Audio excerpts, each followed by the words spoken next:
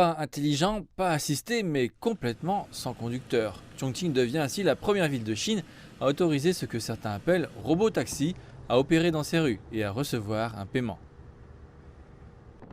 Le service n'est pas encore disponible partout. Pour l'instant, il est limité à une zone de 30 km² dans une partie plus calme de Chongqing et il ne fonctionne qu'entre 9h30 et 16h30. À l'origine de cette innovation, le géant de l'internet Baidu, qui a obtenu le permis après près d'une décennie de tests.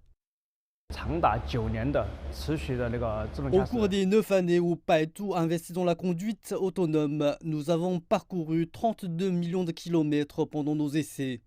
Pour Baidu, cela a été la base. Et l'entreprise fonctionne d'abord sur le principe de la sécurité afin de pouvoir relever les défis des conditions routières complexes de la Chine. Les voitures Apollo Go de la société ont atteint l'automatisation de niveau 4, ce qui signifie qu'elles peuvent gérer elles-mêmes la plupart des situations de conduite. Mais même si la technologie est de plus en plus avancée, il reste le problème de la confiance des consommateurs. L'une des préoccupations que les consommateurs peuvent avoir concerne la sécurité. Et ce que les développeurs de robotaxis doivent faire, c'est de mettre la sécurité au premier plan en utilisant par exemple davantage de technologies comme la redondance de perception et la technologie du véhicule à tout pour assurer la sécurité. Mais si ces voitures autonomes ne remplaceront certainement pas nos voitures de demain, la technologie pourrait se généraliser par d'autres moyens.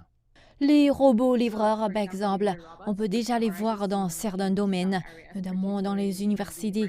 Et les camions autonomes peuvent fonctionner dans un environnement moins complexe que les robots taxis dans les zones urbaines.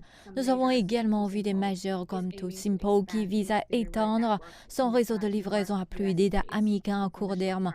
Ce sont donc les deux applications typiques que l'on peut faire des véhicules autonomes. Pour Baidu, le plan est aussi de s'étendre pour déployer commercialement son robot-taxi à travers la Chine. La stratégie plus large consiste à s'étendre dans 65 villes d'ici 2025 et 100 d'ici 2030 pour fournir un service de transport sans conducteur. En attendant, cet avant-goût du futur n'est pas si lointain.